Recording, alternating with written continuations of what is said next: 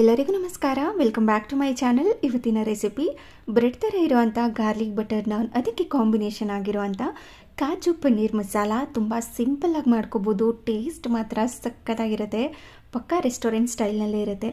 ಈ ಥರ ಮನೆಯಲ್ಲೇ ಮಾಡ್ಕೊಳ್ಳುವಾಗ ರೆಸ್ಟೋರೆಂಟ್ಗೆಲ್ಲ ಹೋಗಿ ಯಾಕೆ ತಿನ್ನೋದಲ್ವಾ? ಇದನ್ನು ಹೇಗೆ ಮಾಡ್ಕೊಳ್ಳೋದು ಅಂತ ನೋಡೋಣ. ಮೊದಲಿಗೆ ಬಟರ್ ನಾನ್ ಯಾವ ರೀತಿ ಮಾಡ್ಕೊಳ್ಳೋದು ಅಂತ ತೋರಿಸ್ತಾ ಇದ್ದೀನಿ. ನೋಡಿ ಎಷ್ಟು ಸಾಫ್ಟ್ ಆಗಿದೆ ಅಂತ. ನೋಡ್ತಾ ಇದ್ರೇ ತಿನ್ನಬೇಕು ಅನಿಸ್ತಾ ಇದೆ ಅಲ್ವಾ? ಅದ್ರ ಮೇಲೆ ಹೆಚ್ಚಾಗಿ ಬಟರ್ನ ಹಾಕಿ ಸರ್ವ್ ಮಾಡಿದ್ರೆ ಇನ್ನೂ ಸಕ್ಕತ್ತಾಗಿರುತ್ತೆ. ನೋಡಿ, ಇದನ್ನು ಈ ಥರ ಮಡ್ಚಿದ್ರೆ ಸೇಮ್ ಬ್ರೆಡ್ ಥರನೇ ಕಾಣಿಸುತ್ತೆ. ಅಷ್ಟು ಮಂದವಾಗಿ ಸೂಪರ್ ಸಾಫ್ಟ್ ಆಗಿರುತ್ತೆ. ಇದನ್ನು ಮಾಡ್ಕೊಳ್ಳೋದಕ್ಕೆ ಮೊದಲಿಗೆ ಒಂದು ಚಿಕ್ಕ ಮಿಕ್ಸಿಂಗ್ ಬೌಲ್ಗೆ 100 ml ಅಷ್ಟು ಹಾಲನ್ನು ಹಾಕಿ 1 ಸ್ಪೂನಷ್ಟು ಇನ್ಸ್ಟೆಂಟ್ ಈಸ್ಟನ್ನು ಹಾಕಿ ಚೆನ್ನಾಗಿ ಮಿಕ್ಸ್ ಮಾಡಿ ಒಂದು ಸೈಡಲ್ಲಿ ಎತ್ತಿಟ್ಕೋತೀನಿ. ಒಂದು 5 ರಿಂದ 10 ನಿಮಿಷನಾದ್ರೂ ಬಿಡಬೇಕು. ನಂತರ ಇನ್ನೊಂದು ದೊಡ್ಡ ಮಿಕ್ಸಿಂಗ್ ಬೌಲ್ಗೆ 2 ಕಪ್ನಷ್ಟು ಮೈದಾ ಹಿಟ್ಟು, ನೀವೇನಾದ್ರೂ ಹೆಲ್ದಿ ವರ್ಷನಲ್ಲಿ ಮಾಡ್ಕೊತಿದ್ದೀರಾ ಅಂತಂದರೆ ಗೋಧಿ ಹಿಟ್ಟನ್ನು ಸಹ ಸೇರಿಸ್ಕೋಬೋದು. ಅಂದರೆ ಕಂಪ್ಲೀಟ್ ಗೋಧಿ ಹಿಟ್ಟಲ್ಲೂ ಸಹ ಮಾಡ್ಕೋಬೋದು. ನಂತರ ಇವಾಗ 2 ಕಪ್ನಷ್ಟು ಮೈದಾ ಹಿಟ್ಟನ್ನು ಹಾಕಿದ ಮೇಲೆ ಅರ್ಧ ಟೀ ಸ್ಪೂನಷ್ಟು ಬೇಕಿಂಗ್ ಪೌಡರ್, 1/4 ಟೀ ಸ್ಪೂನಷ್ಟು ಬೇಕಿಂಗ್ ಸೋಡಾ, ರುಚಿಗೆ ತಕ್ಕಷ್ಟು ಉಪ್ಪು, ಸ್ವಲ್ಪ ಸಕ್ಕರೆ, ಒಂದು ಅರ್ಧ ಸ್ಪೂನಷ್ಟು ಸಾಕಾಗುತ್ತೆ. ಅದನ್ನು ಹಾಕಿ ಡ್ರೈ ಮಿಕ್ಸ್ನ ಮಾಡಿಕೊಂಡು ಹಾಲಿನ ಜೊತೆ ಕಲಸಿಟ್ಕೊಂಡಿದ್ವಲ್ವ ಈಸ್ಟ್, ಅದನ್ನು ಇದರೊಳಗಡೆ ಸೇರಿಸಿ ಸ್ವಲ್ಪನೇ ನೀರನ್ನು ಹಾಕಿ ಹಾಗೆ ಎಣ್ಣೆನ ಸೇರಿಸ್ಕೊಂಡು ಹಿಟ್ಟನ್ನು ಸೂಪರ್ ಸಾಫ್ಟಾಗೇ ಕಲಿಸ್ಕೋಬೇಕು. ಚೆನ್ನಾಗಿ ಹಿಟ್ಟನ್ನು ನಾದ್ಕೋಬೇಕು. ಅದಾದ ನಂತರ ಅದ್ರ ಮೇಲೆ ಎಣ್ಣೆನ ಹಾಕಿ ಚೆನ್ನಾಗಿ ಗ್ರೀಸ್ ಮಾಡಿಕೊಂಡು 1 hour ಬಿಡಬೇಕು. ಟೈಮ್ ಇತ್ತು ಅಂದರೆ 2 hours ಕೂಡ ಬಿಡ್ಬೋದು. ಟೈಮ್ ಇಲ್ಲ ಅಂದರೆ 1 ಗಂಟೆಲೆಲ್ಲ ಮಾಡ್ಕೋಬೋದು. ಇವಾಗ ಹಿಟ್ಟು ನೀವು ನೋಡಿರ್ಬೋದು ಡಬಲ್ ಸೈಜಲ್ಲಿ ಆಗಿರುತ್ತೆ. ಅದನ್ನು ಸಣ್ಣ ಸಣ್ಣ ಉಂಡೆಗಳನ್ನಾಗಿ ಮಾಡಿಕೊಂಡು ಅದ್ರ ಮೇಲೆ ಸಣ್ಣದಾಗಿ ಹೆಚ್ಚಿಟ್ಕೊಂಡಿರುವಂಥ ಕೊತ್ತಂಬರಿ ಸೊಪ್ಪು, ಸಣ್ಣದಾಗಿ ಕಟ್ ಮಾಡಿ ಇಟ್ಕೊಂಡಿರುವಂಥ ಬೆಳ್ಳುಳ್ಳಿ, ಹಾಗೆ ಸ್ವಲ್ಪ ಬಿಳಿ ಎಳ್ಳಿಲ್ಲ ಅಂದರೆ ಕಪ್ಪು ಎಳ್ಳನ್ನು ಸಹ ಬಳಸ್ಕೋಬೋದು. ನಂತರ ಚಪಾತಿ ಮಣೆಗೆ ಸ್ವಲ್ಪ ಎಣ್ಣೆನ ಹಚ್ಚಿ ಹಾಗೆ ಲಟ್ಸೋ ಅಂಥ ಲಟ್ಟಣಿಗೆಗೂ ಕೂಡ ಎಣ್ಣೆನ ಹಚ್ಚಿ ಈ ಥರ ಲಟ್ಟಿಸ್ಕೊಂಡು ಕಾದಿರೋವಂಥ ಹೆಂಚು ಮೇಲೆ ಹಾಕಿ ಈ ಥರ ಇದನ್ನು ಬೇಯಿಸ್ಕೋಬೇಕು.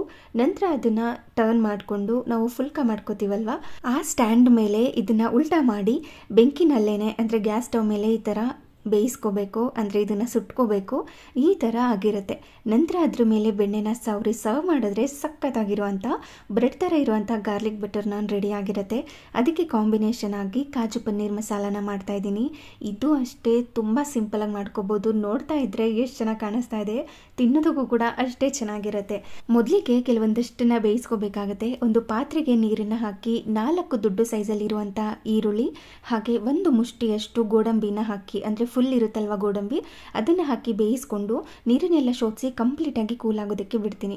ನಂತರ ಒಂದು ಬಾಣಲಿಗೆ ಎಣ್ಣೆನ ಹಾಕಿ ಅದು ಕಾದಾದ ನಂತರ ಸ್ವಲ್ಪ ಅರಿಶಿನ ಪುಡಿ, ಸ್ವಲ್ಪ ಅಚ್ಕಾರದ ಪುಡಿ, ಒಂದು 1/4 ಟೀ ಸ್ಪೂನಷ್ಟು, ನಂತರ ಉಪ್ಪನ್ನು ಹಾಕಿ 1 ಮುಷ್ಟಿಯಷ್ಟು ಗೋಡಂಬಿನ ಹಾಕಿ ಫ್ರೈ ಮಾಡ್ಕೊಂಡು ಎತ್ತಿಟ್ಕೊಂಡಿದ್ದೀನಿ. ಇನ್ನು 300 ಗ್ರಾಮಷ್ಟು ಅಥವಾ 350 ಗ್ರಾಮಷ್ಟು ಪನ್ನೀರ್ನ ಈ ಥರ ಕ್ಯೂಬ್ಸ್ಗಳಾಗಿ ಕಟ್ ಮಾಡಿಕೊಂಡು ಎಣ್ಣೆಯಲ್ಲಿ ಫ್ರೈ ಮಾಡಿಕೊಂಡು ಎತ್ತಿಟ್ಕೋಬೇಕು. ಅದೇ ಎಣ್ಣೆಗೆ ಚಕ್ಕೆ, ಲವಂಗ, ಏಲಕ್ಕಿ ಹಾಗೆ ಜೀರಿಗೆ, ಸೋಂಪು ಮತ್ತು ಪುಲಾವ್ ಎಲೆನ ಹಾಕಿ ಸ್ವಲ್ಪ ಹೊತ್ತು ಫ್ರೈ ಮಾಡಿಕೊಂಡು 1 ಮೀಡಿಯಂ ಸೈಜ್ ಈರುಳ್ಳಿನ ಸಣ್ಣದಾಗಿ ಕಟ್ ಮಾಡಿ ಸೇರಿಸಿ, 1 ಹಸಿಮೆಣಸಿನಕಾಯಿನ ಸಣ್ಣದಾಗಿ ಕಟ್ ಮಾಡಿ ಸೇರಿಸಿ, ಶುಂಠಿ ಬೆಳ್ಳುಳ್ಳಿ ಪೇಸ್ಟನ್ನ ಹಾಕಿ ಫ್ರೈ ಮಾಡ್ಕೋಬೇಕು. ನಂತರ 2 ಮೀಡಿಯಂ ಸೈಜ್ ಟೊಮ್ಯಾಟೋನ ಸಣ್ಣದಾಗಿ ಕಟ್ ಮಾಡ್ಕೊಂಡು ಸೇರಿಸ್ಕೊಂಡು ಫ್ರೈ ಮಾಡ್ಕೋಬೇಕು.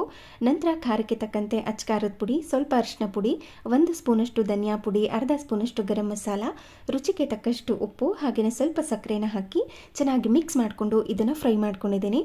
ನಾವು ಕೂಲಾಗೋದಕ್ಕೆ ಬಿಟ್ಟಿದ್ವಿ ಅಲ್ವಾ ಈರುಳ್ಳಿ ಮತ್ತು ಗೋಡಂಬಿ ಬೇಯಿಸಿ ಇಟ್ಕೊಂಡಿರೋದು, ಅದನ್ನು ಮಿಕ್ಸಿ ಜಾರ್ಗೆ ಹಾಕಿ ಸ್ವಲ್ಪ ಮಾತ್ರ ನೀರನ್ನು ಸೇರಿಸ್ಕೊಂಡು ಈ ಥರ ಸ್ಮೂತಾಗಿ ಪೇಸ್ಟ್ ಮಾಡಿಕೊಂಡು ಇದರೊಳಗಡೆ ಸೇರಿಸಿ ಚೆನ್ನಾಗಿ ಮಿಕ್ಸ್ ಮಾಡಿ ಒಂದು ಲಿಡ್ಡನ್ನು ಕ್ಲೋಸ್ ಮಾಡಿ ಎಣ್ಣೆ ಬಿಟ್ಕೊಂಡು ಬರೋ ತನಕ ಕುದಿಸ್ಕೊಂಡು ಆಲ್ರೆಡಿ ನಾವು ಫ್ರೈ ಮಾಡಿ ಇಟ್ಕೊಂಡಿರುವಂಥ ಗೋಡಂಬಿ, ಫ್ರೈ ಮಾಡಿ ಇಟ್ಕೊಂಡಿರುವಂಥ ಪನ್ನೀರ್ನ ಹಾಕಿ ಕೊನೆಯಲ್ಲಿ ಸ್ವಲ್ಪ ಗರಂ ಮಸಾಲಾನ ಸೇರಿಸ್ಕೊಳ್ತಾ ಇದ್ದೀನಿ.